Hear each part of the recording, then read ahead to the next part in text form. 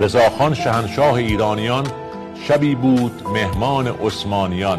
گه خواب همتای ترکش بگفت گزین کن ز ما دختری بهر خفت. رضاخان به او گفت ای سرفراز سپاس از مرام تو مهمان نواز، ولی عذر خواهم به لبیک تو که حرمت شکن نیست هم پیک تو. اگر آفتی خصم مردانگیست همان هیز چشمی و زنبارگیست. ره معرفت نیست بهر هوس شود تیره و تار بین دو کس. مرنج از صریح البیانی من که مشهور از آنم به هر انجمن. گر امشب پذیرم ز تو دختری تو هم خواهی از من چنین گوهری. گر این کار نزد شما بخششیست در ایران من نام آن جاکشیست. خیلی مزرد. گر این کار نزد شما بخششیست در ایران من نام آن جاکشیست. در ایران دو چیز است ناموس ما که آن را پرستند مثل خدا. یکی عفت دختران و زنان دگر خاک پاک وطن بیگمان که در پایشان جان سپردن بجاست و جان نیز خود تحفه‌ای بی بهاست.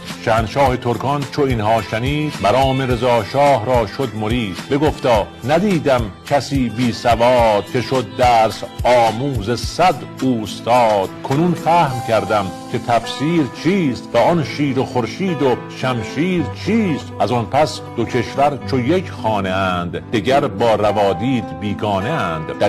دریغا که دیگر رضا شاه نیست ز غیرت بجز حسرت و آه نیست. به یک جمله کوته کنم گفتگو که دانا کشد بار کوهی به موم. چون شیر و خورشیدمان پاک شد جهاد و نکاح سهم این خاک شد.